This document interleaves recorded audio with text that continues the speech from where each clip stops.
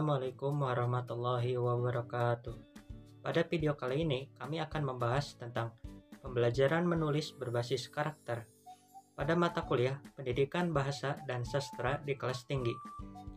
Dengan dosen pengampu yaitu Pak Sigit Febrianto Susilo, SPD MPD. Kami dari kelompok 2 yang beranggotakan Anissa Nurul Fajriyah, lalu saya sendiri Arif Rahman Hakim, lalu ada Arlen Wijayanti Suhendar, lalu Dila Nur Selawati, dan Isna Asola. Ada beberapa materi yang akan kami bahas pada video kali ini, yaitu yang pertama, orientasi pembelajaran menulis. Yang kedua, kondisi pembelajaran menulis saat ini. 3. Prinsip pembelajaran menulis. 4. Prosedur pembelajaran menulis. 5. Keterpaduan pembelajaran menulis dengan pendidikan karakter. 6. Model dan metode pembelajaran menulis. Materi yang pertama yaitu orientasi pembelajaran menulis. Nah, pada materi orientasi pembelajaran menulis membahas tujuan utama pembelajaran menulis di sekolah. Yang pertama adalah menumbuhkan kecintaan menulis kepada siswa. Kenapa harus seperti itu? Sebab itu adalah titik awal siswa untuk mencintai menulis. Yang kedua adalah mengembangkan kemampuan menulis siswa. Bisa dengan cara diajarkan menulis teks narasi, teks deskripsi, menulis artikel ilmiah, menulis makalah, menulis proposal, dan lainnya. Dan yang ketiga yaitu mampu menulis secara kreatif. Menulis secara kreatif di sini adalah mampu mengembangkan ide atau kemampuan menulis kita untuk mendapatkan sesuatu yang menguntungkan, seperti keuntungan secara ekonomi. Kita menulis pada website atau mungkin pada aplikasi-aplikasi lain seperti Novelme, Wattpad, KBM, dan lainnya. Setelah tulisan kita banyak pembacanya, maka itu akan menguntungkan bagi kita sendiri.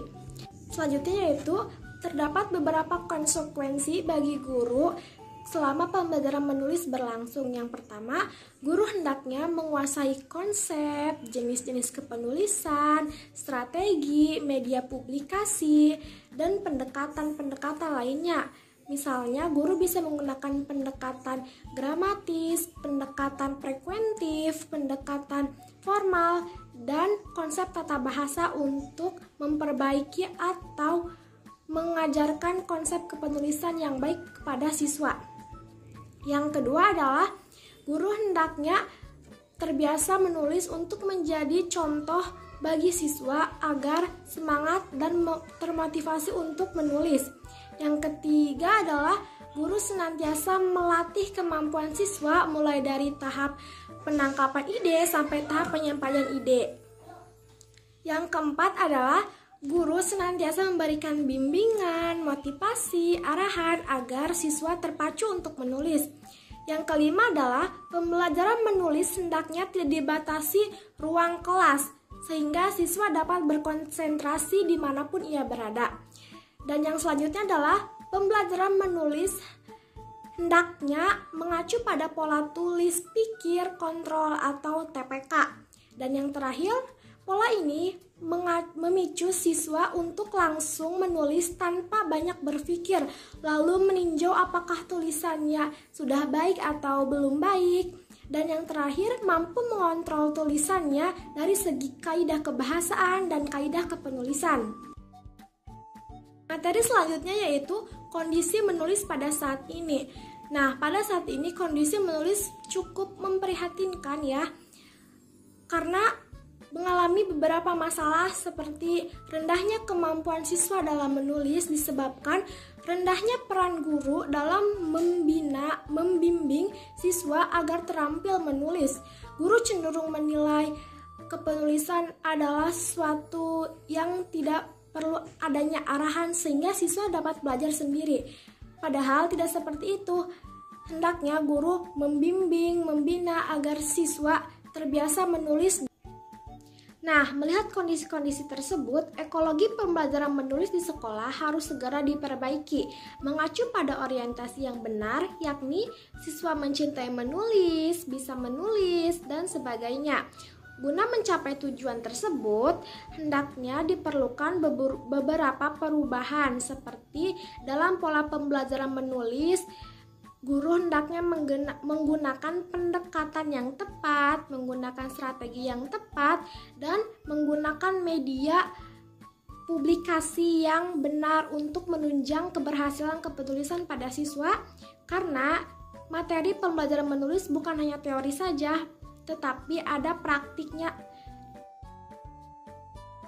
Baik, materi selanjutnya yaitu tentang prinsip-prinsip pembelajaran menulis menurut Brown. Apa saja sih prinsip-prinsip pembelajaran menulis itu menurut Brown? Yang pertama di sini ada pembelajaran menulis harus merupakan pelaksanaan praktik menulis yang baik. Dengan memperhatikan tujuan, memperhatikan pembaca, menyediakan waktu yang cukup untuk menulis, menerapkan teknik dan strategi menulis yang tepat, dan menulis sesuai dengan tahapan penulisan. Pembelajaran menulis harus dilaksanakan dengan menyeimbangkan antara proses dan produk. Pembelajaran menulis harus memperhitungkan latar belakang budaya siswa. Pembelajaran menulis harus senantiasa dilaksanakan dengan menggunakan pendekatan whole language, khususnya menggabungkan antara membaca dan menulis. Harus dilaksanakan dengan menerapkan kegiatan menulis otentik. Harus dilaksanakan dalam 3 tahap, yaitu tahap pra-menulis, tahap menulis, dan tahap pasca menulis. Selanjutnya yaitu gunakan strategi pembelajaran menulis yang interaktif, kooperatif, dan kolaboratif. Gunakan strategi yang tepat untuk mengoreksi kesalahan siswa dalam menulis. Pembelajaran menulis harus lebih dahulu menjelaskan aturan penulisan, seperti jenis tulisan, konvensi tulisan, dan retorika menulis. Baik, di sini ada materi prosedur pembelajaran menulis. Yang pertama yaitu ada tahap pra-menulis. Brown mengemukakan bahwa pada tahap pra-menulis siswa dapat melakukan beberapa aktivitas. Di antaranya yaitu pertama, membaca dan menyimak untuk menulis secara ekstensif sebuah teks guna memperoleh ide menulis. Yang kedua yaitu curah pendapat. Siswa mencurahkan pendapatnya tentang sebuah objek yang akan dijadikan bahan tulisan. Yang ketiga yaitu mendiskusikan ide yang akan dikembangkan. Keempat, siswa menjawab pertanyaan pancingan guru sebagai dasar ia menulis. Yang kelima, melakukan penelitian di luar ruangan melalui eksplorasi di luar kelas untuk menemukan sumber ide. Yang keenam yaitu siswa atau guru memberikan beberapa kata kunci sebagai bahan dasar menulisnya.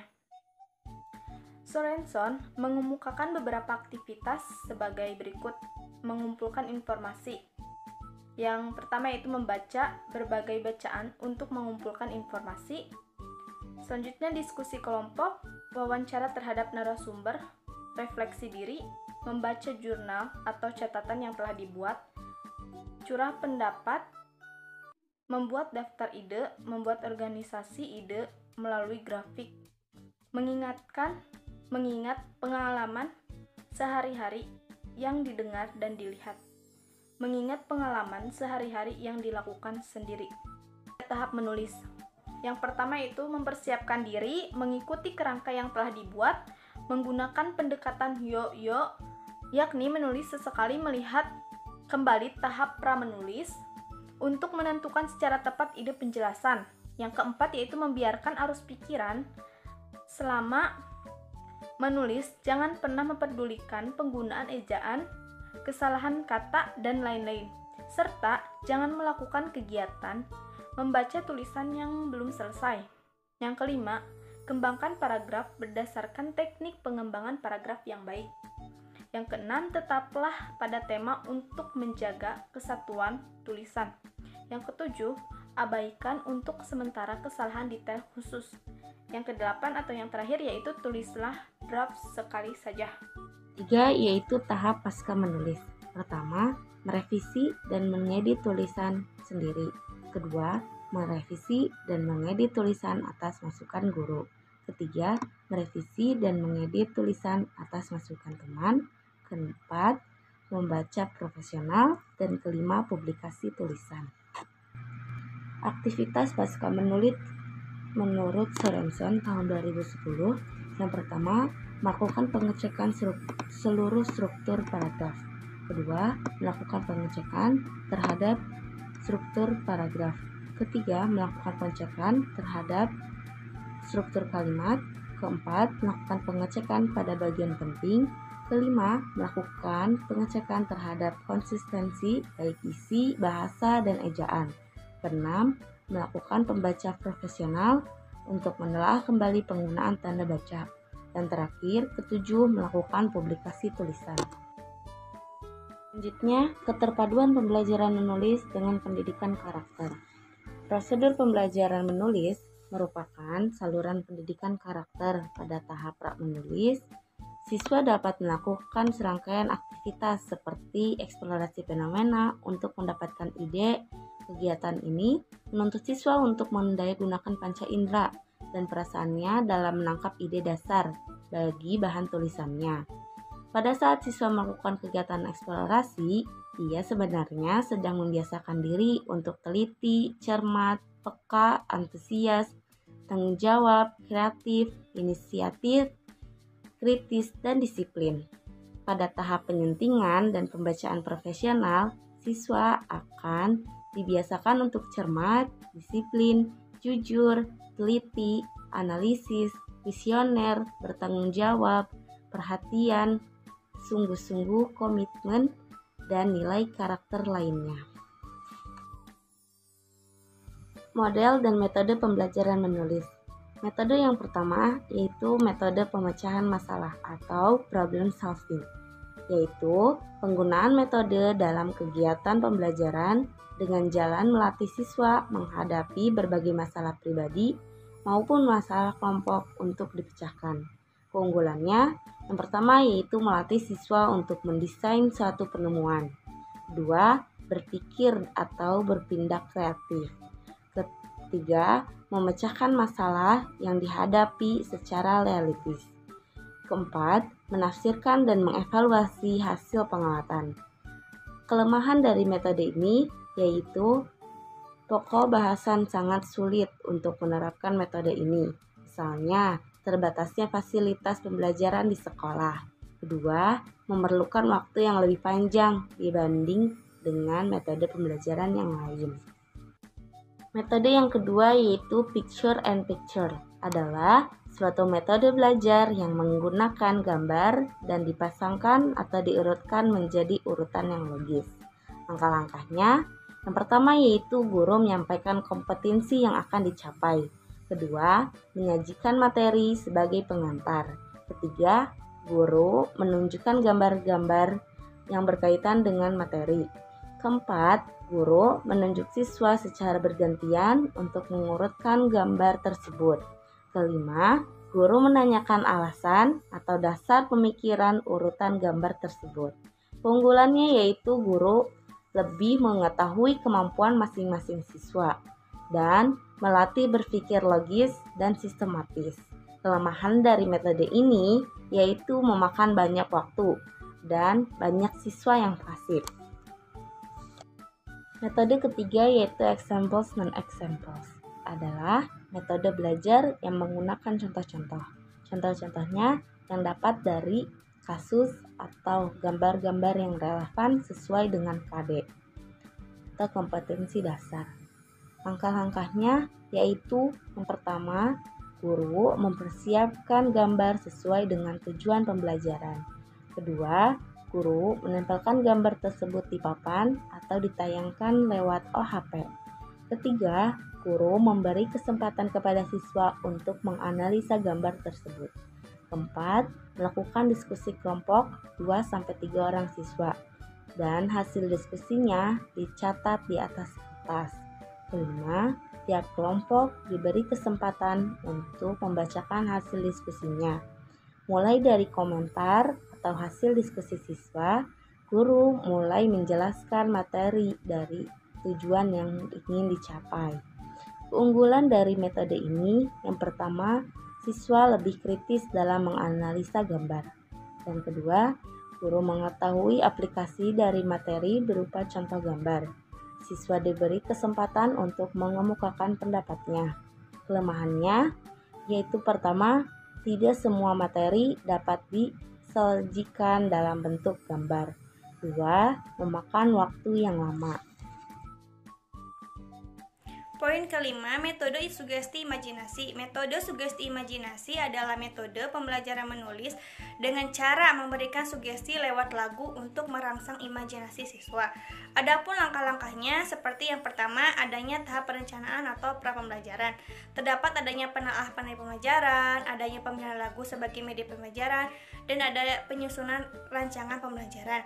Tahap yang kedua yaitu pelaksanaan. Di dalamnya terdapat adanya pretest, yaitu untuk mengukur kemampuan atau pengetahuan yang dimiliki siswa, adanya penyampaian tujuan pembelajaran, adanya apresiasi menjelaskan hubungan antara materi yang telah diajarkan dengan materi yang akan diajarkan, adanya penjelasan praktik pembelajaran dengan media lagu, adanya praktik pembelajaran, adanya KT siswa menulis sebuah karangan, dan adanya kegiatan mendengarkan lagu, serta tahap yang ketiga adalah evaluasi. Keunggulannya seperti adanya pemilihan lagu yang bersyair puitis membantu siswa memperoleh model dalam pembelajaran kosakata, adanya pemberian apresiasi tentang keterampilan mikrobahasa yang dilanjutkan dengan pembelajaran menulis menggunakan metode sugesti imajinasi, serta dapat diserap dan dipahami dengan lebih baik oleh para siswa. Adanya sugesti yang diberikan melalui pemutaran lagu merangsang dan mengkondisikan siswa sedemikian rupa sehingga siswa dapat memberikan respon spontan yang bersifat positif. Peningkatan penguasaan kosakata, pemahaman, konsep dan teknik menulis, serta imajinasi yang terbangun baik berkorelasi dengan peningkatan kemampuan siswa dan membuat variasi kalimat. Poin selanjutnya, model. Model pembelajaran menulis dengan pendekatan proses meliputi 5 tahap, yakni pra-menulis, menulis draft, merevisi, menyunting, dan mempublikasi menurut Tomskin dan Horskon 1995. Yang paling pertama, pra-menulis adalah tahap persiapan untuk menulis seperti memilih topik, mempertimbangkan tujuan, bentuk, dan pembaca, serta memperoleh dan menyusun ide-ide. Tahap yang kedua yaitu tahap menulis draft. Siswa diminta hanya mengekspresikan ide-ide mereka ke dalam tulisan kasar. Tahap yang ketiga yaitu merevisi. Siswa memperbaiki ide-ide mereka dalam karangan. Adapun kegiatan yang dilakukan siswa pada tahap ini adalah membaca ulang seluruh draft serta saring atau bagi pengalaman. Poin yang keempat, menyunting atau mengadakan perubahan-perubahan aspek mekanik karangan. Poin selanjutnya, model pembelajaran menulis imajinatif. Langkah-langkahnya seperti guru menjelaskan tujuan pembelajaran atau kompetensi dasar, guru menjelaskan secara singkat cara membuat sebuah tulisan atau karangan, guru membagikan kertas kerja kepada sesuai dengan jumlah siswa. Setiap siswa membuat tulisan atau karangan dengan daya cipta dan kreasinya sendiri. Setelah selesai, guru menunjukkan salah satu siswa untuk menampilkan atau membacakan tugas karangannya. Setiap satu siswa selesai, langsung diberi A+ atau diganti dengan siswa yang lain, dengan diberi kesempatan untuk menyampaikan tanggapan, pendapat, kritik, atau saran atas karangan siswa tersebut. Guru menunjuk siswa lain atau menawarkan siswa lain yang menyatakan siap untuk membacakan karangannya. Demikian seterusnya sampai seluruh siswa tampil membacakan hasil karangannya. Adapun evaluasi meliputi isi karangan kalimat, pilihan kata, penggunaan ejaan, tanda baca, dan sebagainya. Kesimpulan pada pembahasan kali ini yaitu menulis dapat didefinisikan melalui berbagai sudut pandang.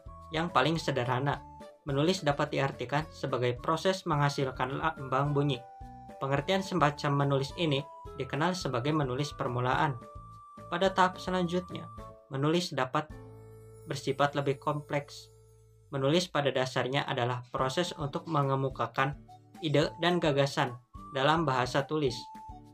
Menulis juga didefinisikan sebagai aktivitas menghasilkan kesan dalam dimensi sosial dan untuk tujuan tertentu.